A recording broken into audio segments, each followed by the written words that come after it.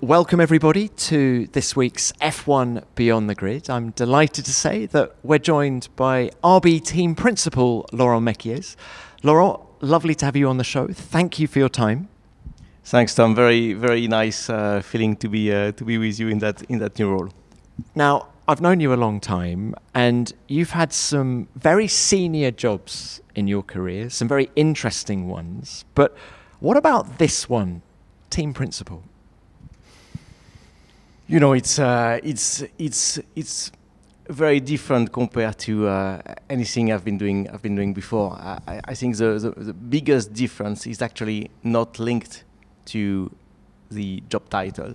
The biggest difference is that we are talking about a new team, and I know it's a special new team which comes with a fantastic history. But the way the whole project is set up is, okay, you guys are going to go and get this new team to that target in the shortest time possible, and we are super lucky because we have all the talented people of finance and Bister and so forth and so on. But the biggest new element is that you look at it as if it was a brand new team. Right, let's talk more about that, Laurent, because I think some people listening to this, watching this, will think, no, this team has been around since 2005 and as Minardi before that as well. So what do you mean by it being a new team? Well, there is different aspects. First, I think France and the teams, they have done amazing jobs in the last 15 years. Not to mention the incredible Minardi times before that, which was as amazing as it was with Toro Rosso and AlphaTauri. So what we mean by a new team is that we have for this team the target to bring it to the sharp end of the midfield. And you look at what has been achieved by France and by the guys and the girls, and you say, well, it's not going to happen just because there is a few new guys coming, and you just hope it's going to go to a more competitive aspect. You really feel like we will need to look again at the foundations, look again at the basis, to build something that will allow this team to go and fight for the bigger prizes. So this is why we look at it as a new team. And if you add to it the fact that to support that visions, we go about it with some new partners, new name obviously, but new global partners, something the teams probably never had to that extent in the past.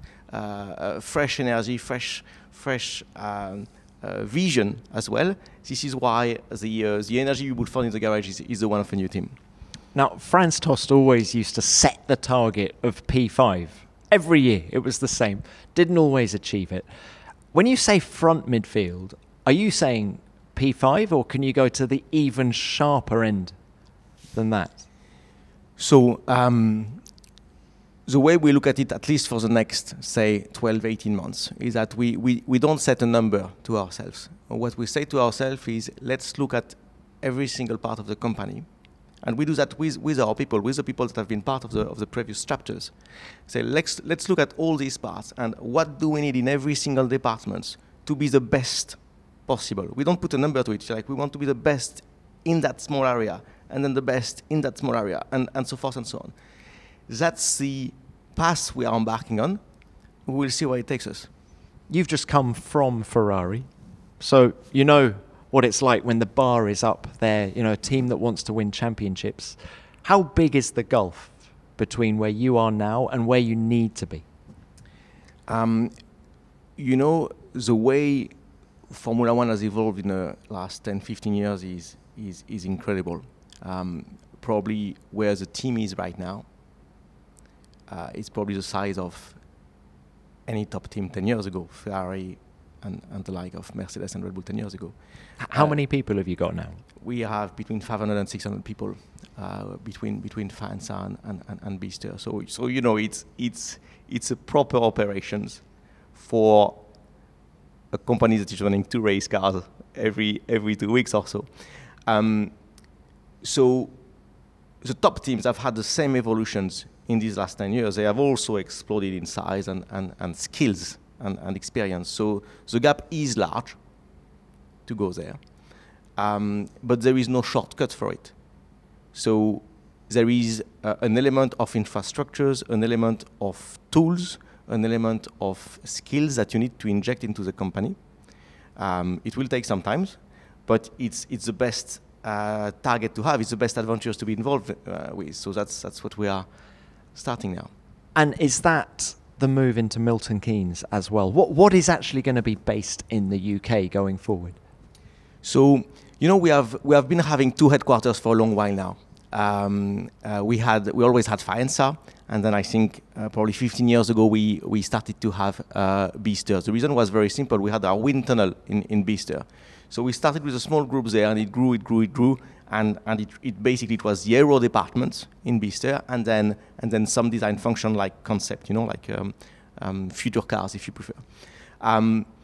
And where we are now is that we have a fantastic headquarter in Faenza. It's been built from scratch in 2015 or in 2016. And then instead, the site of Bicester has grown a bit too quickly for the space we have. So we don't use the wind tunnel there anymore. We use a different wind tunnel. The facility is not state-of-the-art anymore, so we are going to close Bicester. And we are going to move everything we are doing in Bicester, we are going to move it to a brand new facility, state-of-the-art, in Milton Keynes, just outside the Red Bull campus. And that's going to allow the teams to put our people in the best possible environment to perform. So we are going to move these departments to that new facility in Milton Keynes. And of course, we do it pretty much because of what we've just said about the growth of Formula One. We do it with some capacity. So we'll have capacity there to grow the team. And if tomorrow we have an opportunity to hire engineers on the English job market, regardless of which department it is, we will do it, and we will put him in Milton Keynes. And the same is true for Faenza. If we want to hire engineers, mechanics, technicians, that they prefer to live in Europe or in Italy, we will hire them there, and we will make both headquarters work together regardless of their locations. So it's still going to be the aero department in the UK with vehicle dynamics in Italy. It's a very basic split, but it's pretty much a basic split. Moving forward, we don't want to see it only as it's A department there and B department there. We want to look at our company as a location-free company with the technology means that we have today.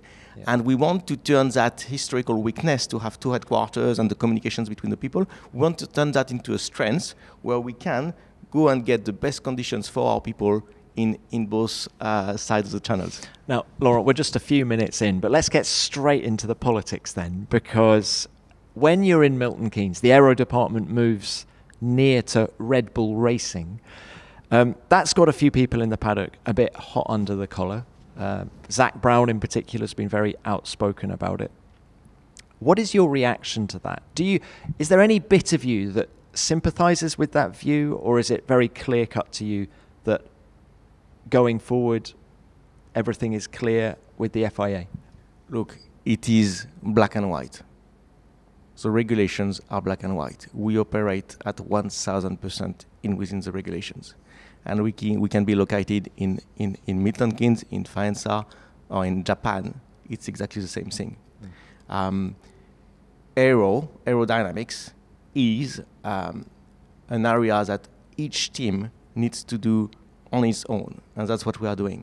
We are competitive people. We are 100% compliant with the regulations. There is not a single bit of energy that we want to waste outside of that context. So, very exciting expansion plans. What about the ethos of the team? Does that need to change for it to take the step that you and everyone in Austria wants it to take? Well, at first, we are in the incredible positions to have a quantity of talent in Faenza and in Bicester that is second to none. If we want to do that step in competitiveness, we will also need to reinforce our people.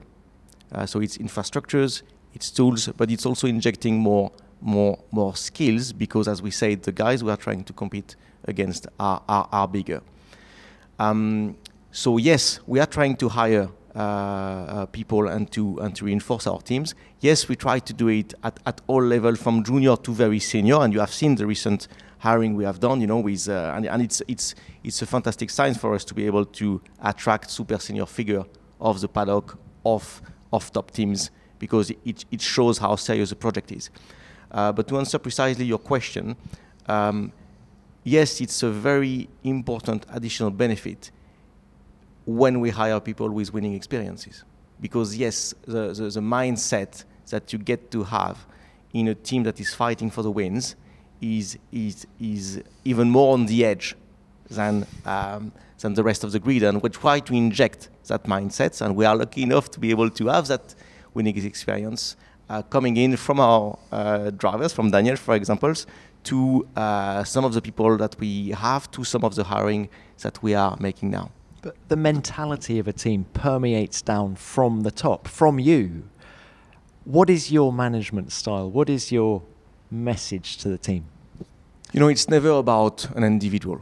And the way we look at this project, Tom, the way we go about it, our message to our people is that this team is going to be about two things: people and culture. The rest, the organizations, the structure, is only the consequence.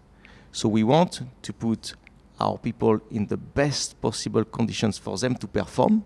And this, you need to have the right culture to do that. You need to have the information flowing. You need to have quick decision making. You need to have, what we like to call it. You need to be performance obsessed. You need to be no bullshit. You need to be no blame. You need to be all these things that we want to put into our projects. That's our project, our people, and the way we want to go about it.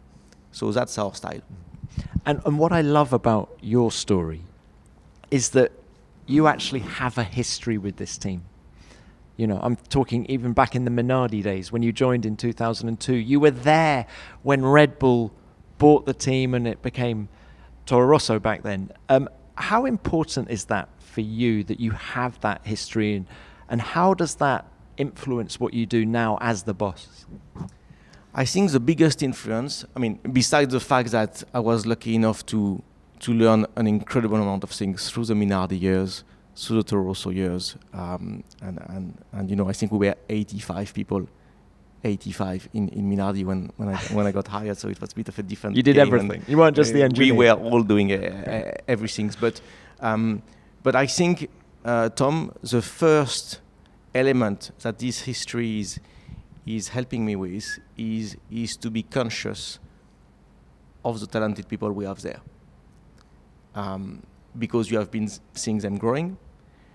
Some of them are still here. Some others have joined. And really, if you were asking me your first week, like in early January, the first week, you arrive there, you open the books, you meet the people, you start to get the chart of the company. I say, he is very good, or she's excellent, or he's very good, she's excellent. And they say, how many talents do they have here? And this is, the main shortcut it gives you to have been working there for so many years is to be conscious of some of the strong assets we have there. So how many of those 85 that were there back in the Minardi days are still there? That's a good question. There are some. Of course there are some. Of course, I would say a good half of them. Okay. Yeah, I can for sure. You can find at least 40, 50 people that would have been Minardi, but probably even more there. So yeah. If you find yourself scrolling through social media, looking for healthy meal prep inspiration and saving recipes each day that you never look at again, Factor could be exactly what you need. Eating better is easy with Factor's delicious, ready-to-eat meals. All you have to do is heat and eat. There's no prepping, cooking, or cleanup needed. All their meals are fresh, never frozen, and chef-crafted. And they're ready to go in just 2 minutes. No prep, no mess. It doesn't matter what your goals are, you'll find 35 different options to choose from every week, including Calorie Smart, Protein Plus, and Keto. My favorite was the jalapeno cheddar lime chicken with cauliflower rice. The chicken was moist and flavorful. It was the perfect balance of spice with the jalapenos and melted cheddar cheese. I also really enjoyed the cauliflower rice. It was so tasty and satisfying. It's almost unbelievable that it's a lower calorie alternative. Overall, it was a well-balanced and filling meal that I enjoyed a lot. Factor is entirely flexible to suit your schedule. Just choose as little or as many meals as you need each week and pause or reschedule your deliveries anytime. It's the perfect solution if you're looking for fast, premium options with no cooking required. It's much less expensive than takeout, and every meal is dietitian approved to be nutritious and delicious. So head to factormeals.com/grid50 and use the code GRID50 to get 50% off. That's code GRID50 at factormeals.com/grid50 to get 50% off. And of course, Laurent, Daniel Ricciardo has a history with the team as well, and you worked with him 10 years ago when it was Toro Rosso. Let's talk about him now. How has he changed in the time that he's been away? You walk in the team, you see Daniel, you have the first couple of days of running with him, and you see the race-winning guy, Tom. That's what you see. You feel that you have in the car, you see in the car a guy that have been hunting for races, podiums. That's how you look. So the Daniel you see in the car is the Daniel that was fighting for the very top position. You say, whoa, actually, for whatever reasons, I'm lucky enough to have in our team right now a race-winning guy, and so I guess the Daniel we have now is the best Daniel we have seen. Of course, he has had a rough patch in the last few years. But ironically, it's probably putting him now in the best mindset, in the best spirit, with the best energy. He has these incredible technical sensitivities. He's buying into the project like he's living Visa Kasha Parvi with us. He's proud of the colors, and he's pushing us with all the positivity that we all know about him. So I think, in the start of a project like that, having a guy like Daniel with us driving the car, it's just a game changer. Have you talked to him about the rough patch? Why it happened? I mean, you've worked with so many racing drivers in your career, world champions. What is your assessment of why it went wrong for Daniel? And indeed, have you seen anything like that with other drivers as well? So it's very difficult from outside to understand it. It's probably difficult for the people inside to understand it. So I'm not going here to second guess that. But I would lie if I was not telling you that this increase the attention level that we have in making sure we have the right conditions around him. So we are very careful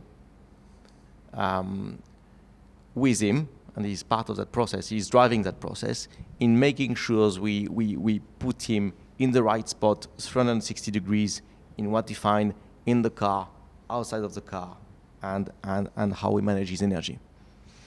And it's interesting that the team chose him for this year. I know that the decision was made before you joined or rejoined, but it does make me ask the question, what is the remit of RB now? Because for years it's been bringing on young drivers, and I think you could say that Daniel got the ride instead of Liam Lawson, who is the young driver that perhaps you would have hired 10 years ago. So has the job description of the team changed? Look, I think the team has three main objectives or characteristics. No, the first one is easiest to say, the most difficult one to achieve is the competitiveness target. That's what we discussed initially. No? So whatever we do, the first target is get out of the bottom of the grid, go back as soon as possible in the sharp end of the midfield. That's the first target. The second target is still to train and to grow and to develop new drivers. It doesn't mean that you will have two young drivers in the car all the time, because there is obviously, if you want to have both objective 1 and objective 2, there is some clever balance you need to find. But it means that, yes, we still have a target to grow young drivers. It's fantastic in the way we are evaluating Yuki, the way we are trying to grow Yuki, to have Daniel with him. It gives a fantastic reference point. And therefore, for us, it's as good as it gets to have the experience and the speed of Daniel, to have the raw speed and the use of Yuki. He has been surprising the F1 world every single year. He's on the 4th year. Is he going to keep surprising? That's the questions we have to answer. So that's the our two main pillars. And are you going to keep the benchmark in one of the cars? Is that going to be the combination you want going forward? One experience, one rookie. All I can tell you is that for sure what we have now is the ideal setup. Is it possible with all the variations of the driver market moving forward? Is it possible that you keep that setup every single year moving forward? I don't know. But the combination right now is for sure the best possible for us, and it is and it still will be a target to grow young drivers. And do you think as the field converges, I know it's still early season, so it's going to take a few races before we really know how it's going to pan out, but as the cars get closer, does the onus on the driver become even greater than it was before?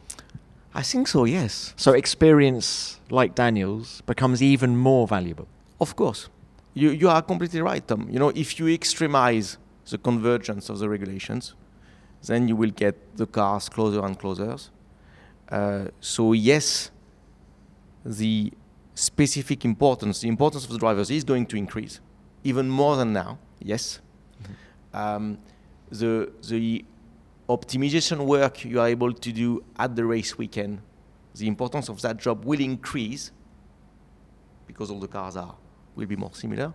Behind that, in order to be able to optimize what you have during the race weekends with not so much running, behind that, you have all the virtual world of simulations that needs to bring you to the point where you are starting close enough to the optimum for the little time you have, with cars that are very competing very closely one with the other. So yes, that's where we are embarking. Okay, what about Yuki? You've mentioned him. This is year 4 for him in Formula One. What are you looking for from him in 2024? As we say, Yuki, he has been surprising everyone in the F1 world in year 1, in year 2, in year 3. We think if he does another step, after 4 years of steps, you are starting to talk about very serious level.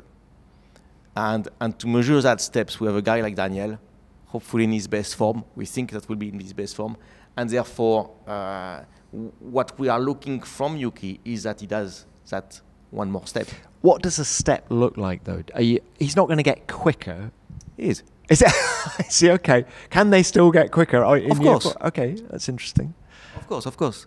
In terms of how they optimize the car and all the tools they have at their disposal? Yes, so, of course, drivers do get quicker, 100%. As the good ones.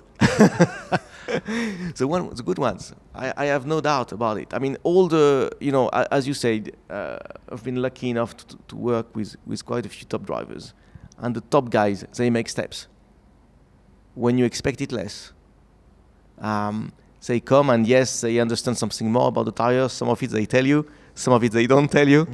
And they will be able to go faster in a given situations, to go faster in another situations. Yes, of course, through better understanding, let it be the core feelings they have in the car or how they link what they feel in the car with what they exchange with their engineers. Through how deep the relationship they can build with the team is. So, you have obviously the race engineers, but then with the years going, you interact with more than one engineers, with 2, 3, 4, 5, 6, 7. And if you have the bandwidth for that,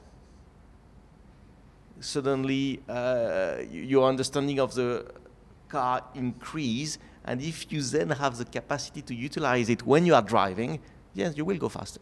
And does Yuki have that capacity? Yuki is growing this capacity year after year. Mm-hmm. And therefore, this is why there is still speed to come. And you can probably say that what you witness from a maturity perspective, from a driver-engineer relationships, quite well reflects probably the growth you also get onto the pure speed side. Now, we're going to come on to your engineering background in a minute, but you are an engineer. You are also the team principal. Are you getting involved at that level of detail with the race car as an engineer? No, the answer is no. Laurent, can I have a bit more front flap, please? No. The answer is no. There is a very good people that are in charge of that, and it is crucial. It's a large company, as we said. It is crucial that we pull the company toward the top, not toward the bottom. So if one starts to do the job of the guy below him, then the guy below him starts to do the job of the guy below him, and so forth and so on, and you bring the whole company down. What we need to do is the other way around. To make sure that you let your guys develop, make the mistakes, correct, fight harder, and their guy below does the same things, and so forth and so on. And there's one driver we haven't talked about yet. I think he's technically your reserve driver, I think we call him, Liam Lawson. He impressed so many people in Formula One with what he did last year, and we had him on the show actually on F1 Beyond the Grid, and he was a little bit frustrated when I spoke to him actually, because it was in Austin, and of course it was the first race that Daniel was back. Where does he fit into your plans? I think you're right. Liam did impress everyone. Last year I was watching TV during the garden leave, and I was like, wow, these guys, in Zandvoort, it's raining. Like, it's as bad as it gets. And he made it. That's the beauty of, that's what I guess as fans we love in these racing drivers. It's like, you put them in the most awkward, difficult positions. They need to perform at that very moment, and bam, they do it, and that's what he did. So, we have very talented reserve drivers. We are taking every opportunity to put him in the car. He drove in Imola last month with the 2022 car. He's going to be with us pretty much every weekend. He's driving for us at the simulators. We are trying to, he's not racing, fine, but we are trying to grow him as much as we can. And we both know, we have discussed now during the time of this chat, we have discussed how important it is to get that time with engineers, to grow in your understanding of the dynamics of a team, of what is behind the data. It's not behind the So we are going to do that. We are conscious that it's frustrating for a driver not to race. But again, we are trying to build the best platform for him, and then you will see we'll all see if an opportunity comes. How many miles is he going to do in a 2-year-old car? I guess that's the crux of it, isn't it? How much actual driving, real driving, is he going to do? You're right. I'm not going to quote a number because it's not going to be impressive. We are going to try to put him in the car as often as we can. It's not a high number. Why is that? 24 races. We don't have test team anymore. So even though, from a regulations perspective, in theory, you could run every week if you wanted with the 2022 cars. But the situation of the team right now is that we don't have a team dedicated for that. Mm-hmm. We don't have the people, we don't have the equipment, and therefore that running is still going to be limited. Were you tempted to give him a race program this year? Do you think it's a big disadvantage not to race? Do you think a driver loses something? Oscar Piastri certainly said when he joined McLaren last year, it took him a few races just to get back up to speed with the hustle and bustle of a start, for example. I think if you should not have several seasons without racing. That's going to hurt. But I think there is many examples where drivers have made the best use of a single season out of the racing. Because there is so much to learn outside of the race car, and it's an opportunity to do it without the pressure of jumping in the car. As much as it feels a lot of effort for a small returns, the returns is still there. So there is still a lot to get. Mm-hmm. Did you ever want to race? The real answer is no. I'm unfortunately never been in that frame. Tell us a little bit about your upbringing, Laurent, because you were born in Tours. I hope my pronunciation's okay. Very good, very good.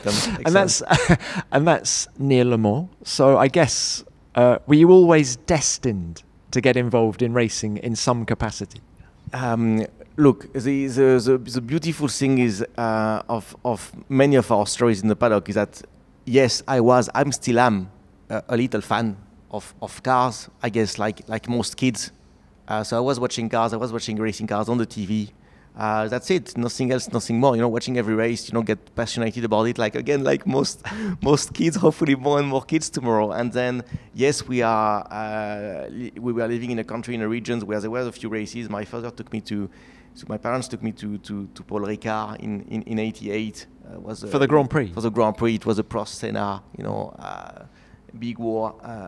On and off track, I guess. and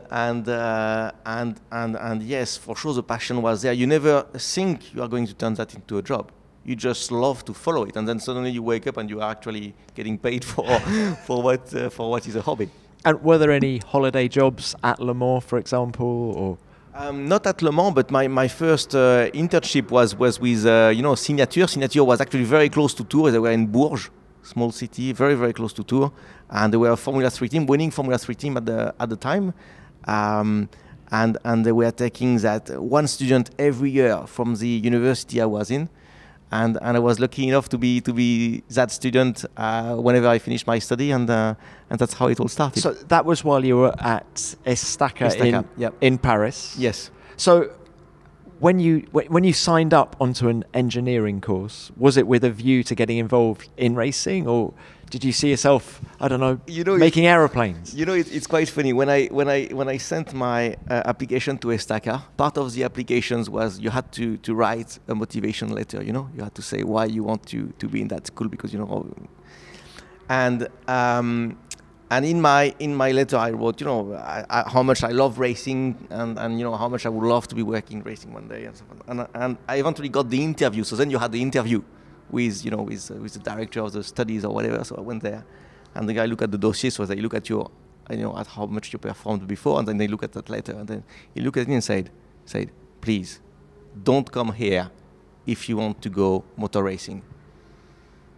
I'm like, why? He said, because there is so many people that are disappointed here because they don't get to motor racing. We don't want to create that expectation. There is only a few guys that get there. Don't come here with that idea. So okay, fine. And then eventually it worked. So stamp on your dreams before you've started. Fred Vasseur, I think, was at Estaca, wasn't he? So he's one of the people that made it. You've made it.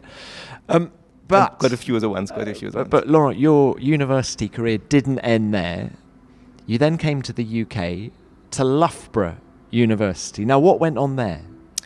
It was the very beginning in Europe of the Erasmus program, which I'm sure most of the guys listening know. It's a sort of exchange program between universities in the world, and it was the early days of that program that was trying to facilitate university to exchange students on the final years, and that's what happened between the Estaca and Loughborough. So I got lucky enough to do my last year of study, my final year of study in Loughborough, and being exposed to the British side of the motorsport, which is obviously extremely important to what the sport is today. And did you get involved in the British racing scene while you were studying in the UK? No, not really. It was still very academic. So it was, it was Formula One related, the projects we had there, but it was purely academic. It's a very sporty university, Loughborough. I know people who have been there, on sort of sport scholarships. Did you get swallowed up by the sporty side of it? I wish I could say yes, but it would be a plain lie. So no. So you're right. Loughborough is extremely famous for sport, but they actually also have a very, very good automotive engineering department, and that's the part I was in, unfortunately, not the sport side. So Laurent, obviously engineering was your route in, but how competitive are you? How much of it is it the lure of competition for you? Look, we are competitive. We are very competitive. If I was to play tiddlywinks with you now, would you go? How you'd really want to? Would you want to kill me in terms of beating me, or? I mean, if I was Fernando Alonso is famous for wanting to just destroy everyone he does anything against. Are you like that? I think we are all a bit like that. Yeah, I think that's what you need to I guess, enjoy the work we are doing here. So yes, we are competitors before being drivers, I think. We are certainly competitors before being engineers. The guys are competitors before being mechanics. So yes, the competition side is the main aspect, I think, in what drives us every day to wake up and to go and want to improve. And you know, motor racing has a harsh reality. The harsh reality is that you have a result that comes every 2 weeks. And it doesn't matter the nice speech you are making, this is the result. And then you have to go back, and you have more bad days than good days, because you have 10 teams trying to win and only one making it. So the dynamic of you as a team getting back to work on Monday morning is completely fueled by your desire to compete. Want to get closer to Formula One than ever before? F1 Experiences has you covered. With official ticket packages available at every race on the calendar, F1 Experiences ensures you get the most out of your Grand Prix weekend. Make memories that will last a lifetime as you take in the glitz and glamour of Monaco, the sun-drenched excitement of Miami, or the historic charm of circuits like Suzuka, Spa, or Silverstone. But it's not just about the races, it's about the experience. From the best grandstands offering prime views of the action to world-class hospitality. And that's just the start of it. Imagine enjoying exclusive access, like tours of the paddock, pit lane walks, and guest appearances from top F1 insiders. There's no better way for you to experience the ultimate race weekend. F1 Experiences, the closest you can get to Formula One. Visit f1experiences.com/2024 to book your official ticket package today. So the F1 story for you began at Arrows. Just tell us how that opportunity came about. Hey, that's another. We're talking what, 2001? It's 2001. Yeah, exactly. So it's another funny story. You know, life is about people. You know, we say our project is about people. Life is about people, I guess, and really all the milestones, all the paths for me have been driven by the people you meet. No? So anyway, I was at Signature 2000. I did that internship with her for a year. We had a superb years. The guys were leading the pack, and then early 2001, there was an advertisement in Auto Hebdo, the French version of Autosport. And it was Peugeot F1 was looking for an engine engineer for Formula One. You know, if you are not in Formula One feels completely impossible to reach. So you know, what can I do? I just send my CV, and then we see what happened. So had to interview. Eventually, I got the job.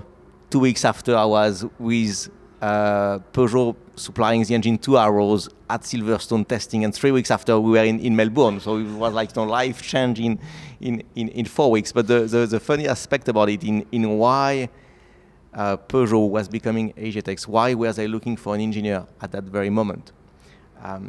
That was because if you recall, so 2000 was the Prost-Peugeot relationship, no? And Jean Alesi was driving for them. And then Jean went to Sauber for the following year.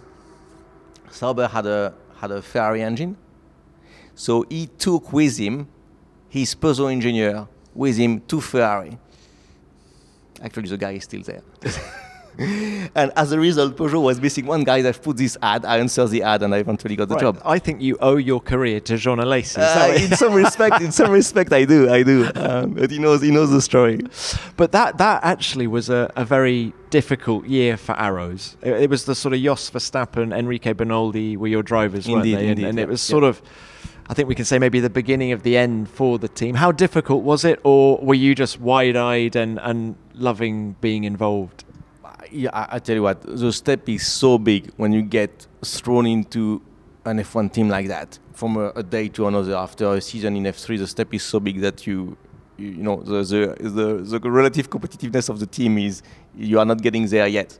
So it was incredible. You know, you were there, you were in the heart of racing. You know, Arrows was a very racy company. You know, with some very experienced guys and very pure racing spirit. Even though the results were maybe not that great, and the learning in that year was just incredible. I mentioned Jos Verstappen. Did you meet Baby Max back then? Of course. He did? Okay, of so course. he came to races, yeah. He did come to races. I think not in the Arrows year, but we met again with Jos a few years later when he drove for Minardi. And in those years, for sure, Max will be in the garage there and there with his father. He was what, 4 or 5 at the time? Probably. He was probably karting already. Probably.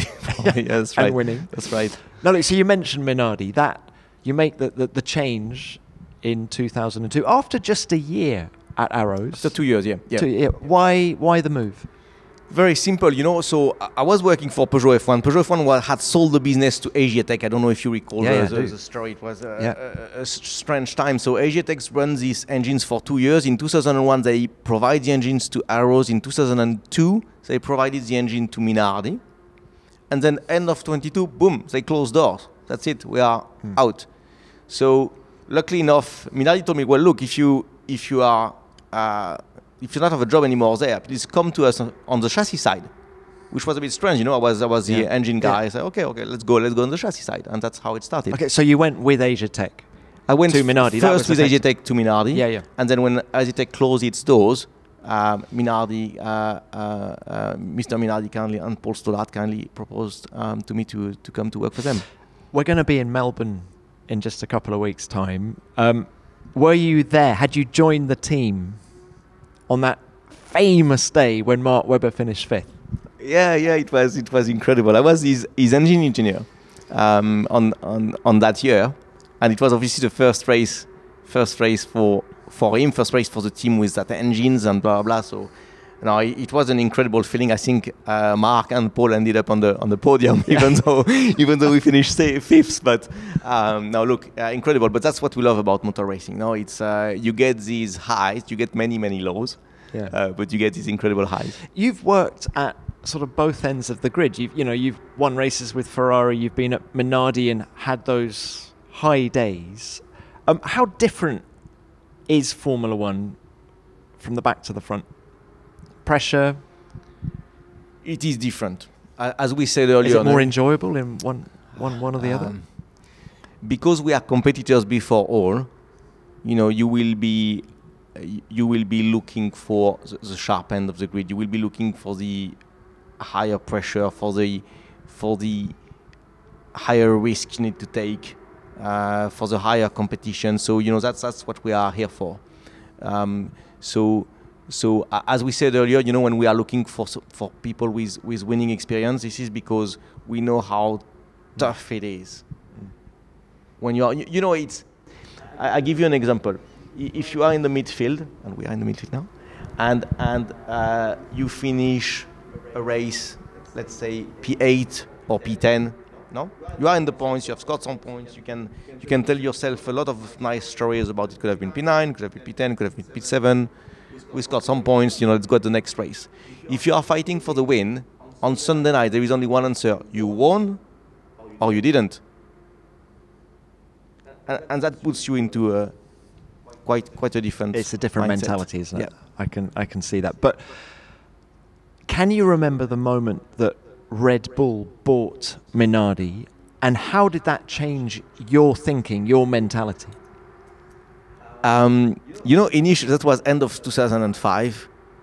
When we heard the news, like in the team, we just couldn't believe it. Like it felt like, Christmas Day, or, Christmas Day in a sense that the teams was so much trying to survive day after day for so many years that it was part of our DNA just to try to survive for the next months, let alone for the next year, And Red Bull was representing the opposite vision of that. They had just gone into Formula One a year prior with incredible ambitions, with an incredible spirit, and said, "Whoa, we are going to be part of that now." So the initial spirit was like, we couldn't believe into it, and then, of course, what then started is the adventure that took you from these 85 people to where we are now. How quickly did it grow? I went there in 1998 when Esteban Tuero was there to interview him, and I mean, it really was just a couple of buildings, really, back then. Once you had the Red Bull impetus behind you, was it just a building site for the next 5 years as it expanded? No, the truth is it was quite linear.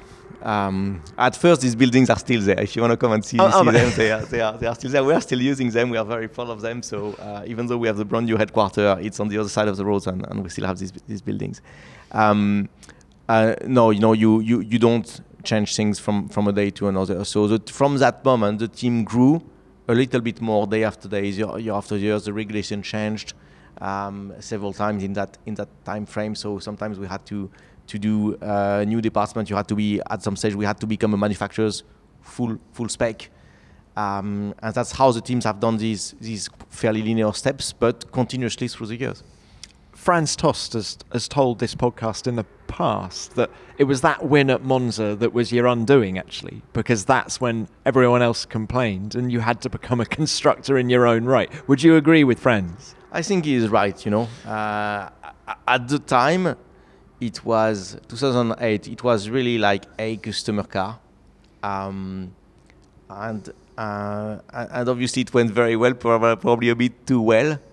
And in reactions to that, as a sport, it was decided, no, each team needs to be manufacturers, and therefore we had like, well, okay, fine, we don't have a design office anymore. How are we going to design a car now, and how do you make a chassis? But luckily, and ironically, we could rely also on that more distant past where Minardi was actually doing its cars. And so that's why we went through this different phase of the regulations. And it's funny we are having the discussions now about, can you buy a gearbox from the team? And again, I think it has put into the team these very strong, flexibility skills, because we know things change fast, and we have to adapt, and we have to do the best with what we have. Laurent, I can't reference Monza 2008 without talking about Sebastian Vettel, four-time world champion, huge success. What are your memories of him back then? If I had to pinpoint only one thing, it would be what we touched on earlier. Sebastian was a guy where in his 18 months there, because he joined in mid-2007, he will be the guy that will do a step every 3-4 races. Every 3-4 races, you will see him doing boom, boom, step up. Where would the step be? Speed, let it be single lap or racecraft, capacity to describe what the car is doing, capacity to guide you to what the car needs. Every 3-4 races, he will do that. And he did that up until the last race of 2008. And then he moved to Red Bull Racing, and I'm very convinced he continued to do that there. And even obviously we were reunited a bit later at Ferrari, and it is also what you see there, a guy that has been continuously trying to improve, obviously had the capacity to do so, and that's why he became what he did. Do you think all of the good guys, really good guys, have that capacity, or do you think some of them it's all God-given talent and they don't work at it? I think of Montoya, I think of Kimi Räikkönen. Do you think they were improving in the way that, I know you didn't work with them, but you've observed them? So I don't want to talk for drivers that I haven't had the chance to work closely with. The only thing I can tell you is that even the guys with a huge amount of talents, and I was lucky enough to meet some, they will still want to add the component about optimizing the car, working hard, understanding the car, getting more out of it, and so on. So I'm sure you have different models, and I don't think every driver is the same. And I think you may be right that some have different needs, different balance. We were talking earlier about the balance for a driver or another. I'm sure there is different sweet spot for each drivers. All I'm quite confident to say is that Formula One is such a complex sport now that nobody on the grid is at the top if there is not a massive level of commitment to the sport. In a way or another, they all have different ways to do it and to to balance their energy. But I'm convinced that anybody who is winning there has a absolutely incredible level of commitment to the sport. So, in your time at Minardi / Toro Rosso / whatever else it's been called over the years, who drove for you who didn't make it, but you think had the talent to win races? You know, the Red Bull program had some super good drivers over these years, and you know, the difficulties of what we are trying to do is that even when you run the guys in Formula One, you are effectively taking a picture of where they are now. But if you believe in what we say about the progressions, in fact, what you are trying to do is to evaluate if they have the potentials to make these steps. And you try to build the environment around them so that they are more likely to make steps than not, if they have the capacity to do so. So it's very difficult to say that, you know. I think Helmut had this say in these years that you are mentioning. I think there was quite a few drivers in the junior programs that were fighting for those seats, and he said, I think we had four drivers competing for a seat, and he said, you know what? Out of these 4 drivers, I don't know who is the most talented, but if you put the 4 of them on the starting grid, I know who is coming out first at turn 1. That was Helmut's quote, and he was talking about Jean-Eric Vergne at the time, who really had that, you know, natural aggressivity and talent for it.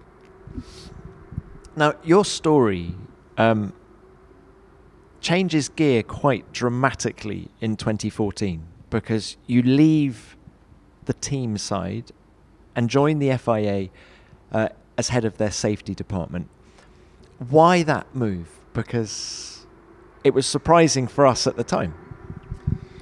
Well, you know, at that moment I had been in FIA for I think 12 years or so, you know, and from the Minardi time to the Toro Rosso time, and I've been lucky enough to do so many different jobs in the teams and grow in the teams thanks to all the people there, and you simply ask yourself the questions, you know, do you want a single chapter in your life, or do you want that same chapter in different places, meaning changing teams and going to do something else?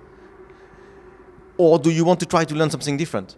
And I felt it was the right time to find a different energy and to learn something more. You know, we are driven by the learning, by the competition, by the learning. So that's the moment where I felt I needed a new challenge. After so many years in the same place, I didn't feel at that time that going to another team to do the same job was what I was looking for. But I felt that I wanted to learn something new. And you know, Jean-Todt was leading the FIA. Again, back to the young fan that I was, you know, you have all these fantastic memories from watching on TV of Peugeot in the Dakar, in Le Mans, and then obviously of Ferrari, even though at some stage, and you say, you know, it's people that drives you, you know, and you have the opportunity to work for him, and I took the opportunity. And does that time at the FIA, at the governing body, help you now? Yeah, of course. That was an amazing experience, Tom. At first, with the safety director job, you know, you had in your perimeter, you had all the championships. So it's not Formula One anymore. It's Formula One, it's rally, it's WEC, it's karting, it's, you know, and you learn so much as, you know, in Formula One, because of the intensity of the calendars and of the competition, you know, we tend to have little time and space and energy to watch outside of what we are doing, but there is so much to learn, so many great stories of motor racings outside of F1, and that's what the FIA gave you, you know, they especially if you look at it from a safety perspective, like the equation for F1 is completely different to the one of rally or of karting, or and that in terms of an engineering, push, it gives you an engineering problem to solve. It gives you a very, very big challenge. So that was really something incredible. And in parallel to that, you know, I had the possibility to be the deputy of Charlie.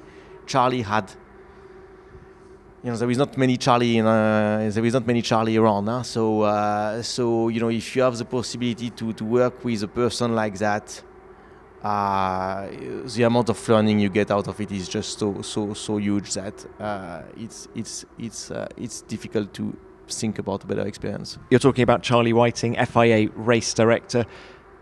Can you remember now what you were doing when you heard of his death back in 2019? Of course. It was race one. It was actually the first race for me after the FIA time, and we were going racing together in the previous 2 or 3 years, and we bumped into each other into the track walk on Wednesday before the race, and we had a chat and we had a laugh, and we both walked back to our hotel, and in the morning when news come, it's just like feel like it cannot be right. It's just somebody must have misunderstood, or it just obviously feels unreal. But soon enough you think of the family and of his child and how Charlie was. It was really his secret smile, his child. As much as we were busy and far from the family all year long, we will talk about our kids, and it will be a different level of conversations. There was a vacuum in race control, obviously, after he died. Did you have a conversation with the FIA about rejoining? Because you had the experience having been his deputy. Did it even cross your mind to maybe go back to do the job? No, it did not, Tom. At first, the adventure was starting for me at Ferrari, and obviously this was where the focus was.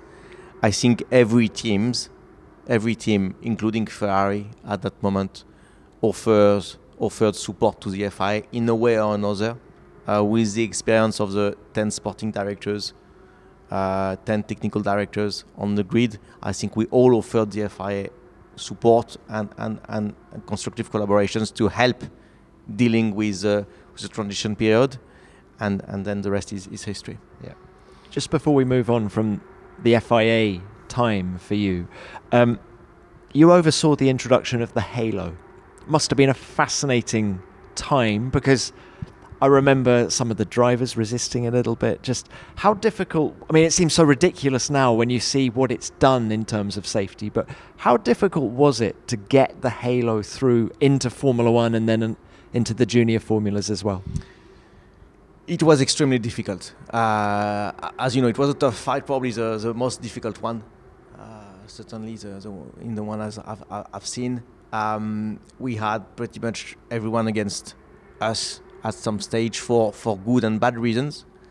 But in the end, Jean-Todt had these visions for a better safety for the sport. He was pushing very hard. I think we started to get people on our side when we spent more time with the drivers. So at some stage we increased the engagement with the drivers. We met them collectively, we met them individually, we showed them the data, we showed them the case study of which accident we could avoid, which accident we could not avoid. And you refer to the junior formula, and it was actually quite a turning point, because we said, what, guys, if it's not in Formula One, it will be in no other formula as well. And and some drivers, and I remember Lewis in those days, he was a guy saying, well, what, guys, you will look at his colleagues and will say, well, guys, if we're not going to take that, we also have a responsibility for the younger boys and girls. So it started to turn there. And then we got more and more support from the drivers, and Jean-Todt was saying, at some stage, that's it, end of the conversations, end of the discussion phase, this is it, and we have it for next year. And he probably just finished his sentence, and then he said, and by the way, for the other formulas as well. So you had a bit of work to do. So then it was a bit of work to do after, yeah. Can you put a number on how many lives you think the halo has saved? No, that's a question for the FIA, really, and that's not a number to take. That's a number to take very seriously, and I know the guys are doing the analysis at the FIA, and I don't want to quote numbers. We were convinced the impact will be massive over a period of 10 years. What I can probably say is that, from looking from outside, if I may say, it probably its effect was probably above our expectations for the years it has been in place. So we were hoping to save a couple of guys for the period of 10 years, and I think it has done more than that. Have you ever felt like your worldview is expanding and now you need your vocabulary to keep up? Maybe you're dreaming of working in a different country, or perhaps you're already living abroad and want to navigate everyday situations without getting nervous each time you open your mouth. But let's face it, finding time for language learning can be a challenge. And traditional methods can be pricey and just don't cut it when it comes to teaching you languages for real-life conversations. That's where Babbel comes in. Babbel is your ticket to language learning made for the real world. With lessons designed to help you start and engage in real-life dialogues, you'll be speaking confidently in no time. All you need is just 10 minutes a day. Imagine building your vocabulary, practicing for conversations, and boosting your confidence, all with Babbel's Everyday Conversations feature. Plus, with advanced speech recognition technology, you'll perfect your pronunciation effortlessly. But what's great about Babbel is that it doesn't just teach you words, it immerses you in the culture behind the language, making your learning journey lively and enriching. Choose from 14 different languages, including Spanish, French, Italian, and German, and transform yourself with Babbel. Ready to make language learning part of your daily routine? Take advantage of Babbel's amazing offer to learn a new language or improve your English. Right now, Babbel is offering our listeners 6 months free with a purchase of a 6-month subscription with the promo code GRID24. Go to babbel.com/play and use the promo code GRID24 for an extra 6 months free. That's babbel.com/play, promo code GRID24. Babbel, your guaranteed path towards speaking a new language. So Ferrari. Why does everyone in Formula One want to work for Ferrari at some point? The drivers all talk about it. And of course, Lewis Hamilton is on his way there in 2025. What about for engineers? What was the lure of Maranello for you? I think it's back to being a fan of motor racing, Tom, if you are a fan of motor racing, as Sebastian Vettel would say, you are a fan of Ferrari. And it's very, very difficult to say no to Ferrari. And what did you find when you first went there, 2019? What surprised you about the team? At first, the amount of passions around the team is more than what anything can imagine here.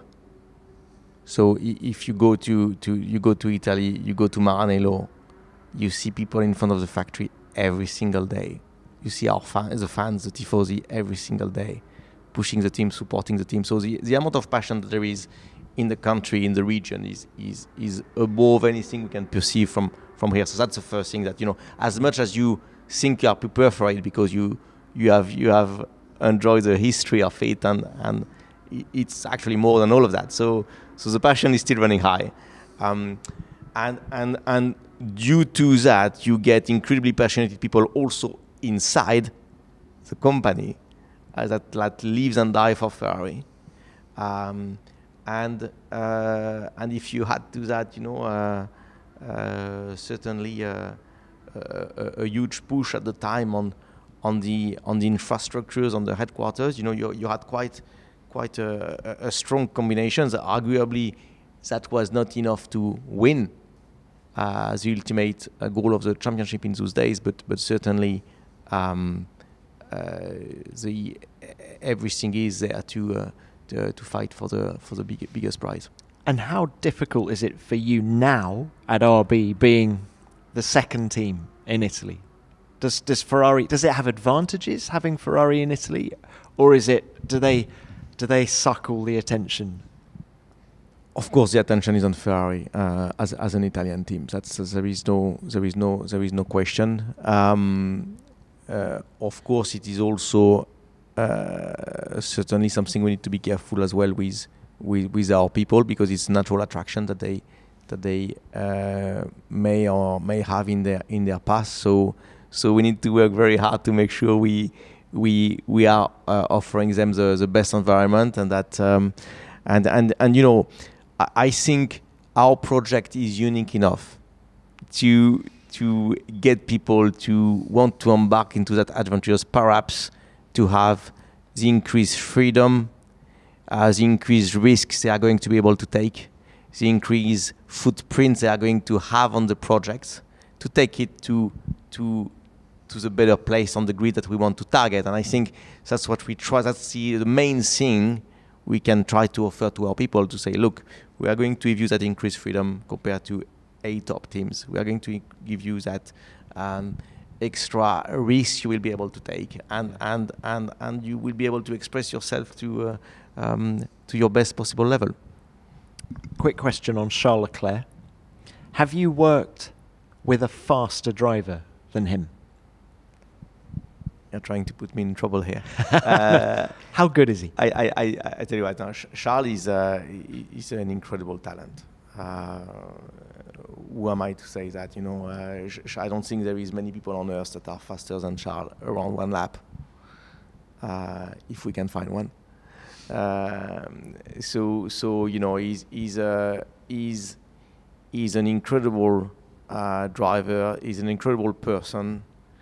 He fits so well with Ferrari. You know, he lives and breathes with Ferrari. He has been growing into these teams for very, very early years. So you know, of course, it's an amazing asset for them. He has these connections with the tifosi, which is a consequence of all of that. Is that, you know, it's really the Ferrari driver, and no, for sure, it's a relationship that has been incredible for these 5 years, and I've learned a lot from him, and I think, as we said earlier, he is a guy that maybe people don't see it that often, but he's a guy that works extremely hard, that is making these steps, and I think there is many more to come for him. Do you think he'll relish having Hamilton alongside him? I think he's very happy to have a super fast drivers alongside him. Now, Laurent, in the course of this chat, it's clear that you're passionate, you're a leader, competitive to the core. You're also a detail man. I wanted to find out how well you know the rule book, the sporting regulations, because when you went to Ferrari, you were the sporting director initially, then, of course, deputy team principal. So I just want to throw something at you. I really hope this isn't going to...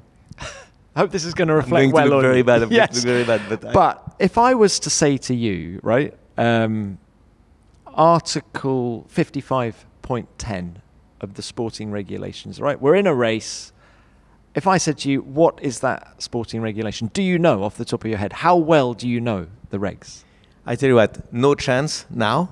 I used to know the rule book very, very well, because it was the job. And you know, the sporting director jobs, you need to know it upside down, and I would have enjoyed the challenge. In the last few years, we had very, very good guys doing that work, and as we said earlier, you know, it's not right if the guy does the job of his team, and they do the job better than I've ever done, both at Ferrari and here at Visa Cash App RB, and therefore, no, I don't know that article, but I'm confident that our people do know it very, very well. And I bet you, if I just say to you, 10 car lengths behind the safety car, it all comes back, right? I'm sure it does come back. It does come back. Yeah. Well, let's end our chat just by talking about 2024. The team was 8th in the Constructors' Championship last year. Can you improve on that? You know, I think it's a minimum target that we have for this year, really, to improve on that. So as much as we are on a mid-term, long-term adventures because of this new team spirit that we try to bring into it, as much as we are trying to build the foundations that we need to build in order to be on top of that midfield, and as much as there is no shortcut for it, of course it will be a disappointment if we don't improve from last year. I would lie if I was saying otherwise. So we need to fight for better than 8, yes. And is the car born well? It's early days.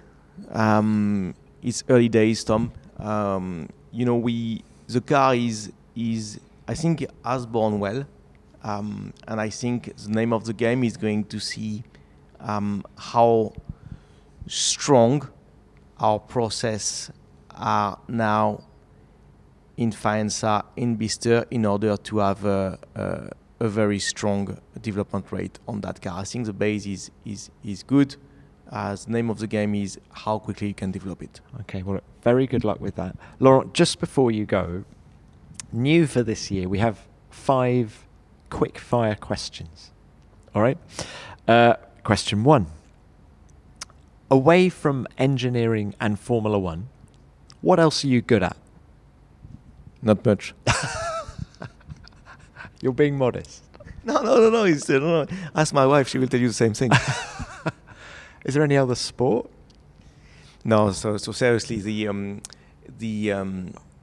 out of engineering and Formula 1, you spend time, energy with the family. That's what you do, and all the pleasures is to see the kids growing and to try to get some time with them. Okay.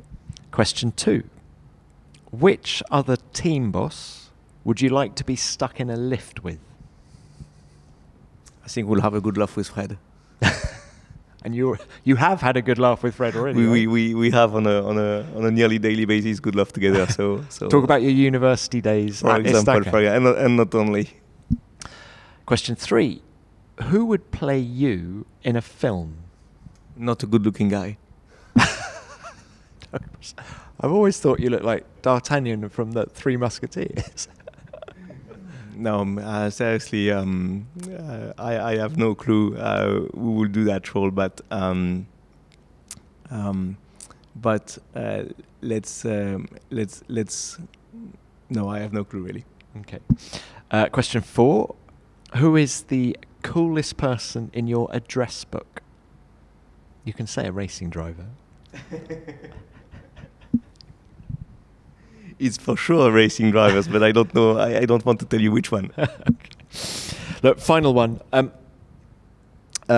If you hosted a podcast, who would be your first guest? Tom Clarkson. Yeah, great. We'd have a great chat. We would have another great chat. Anyone from motor racing history, just while we're talking about that?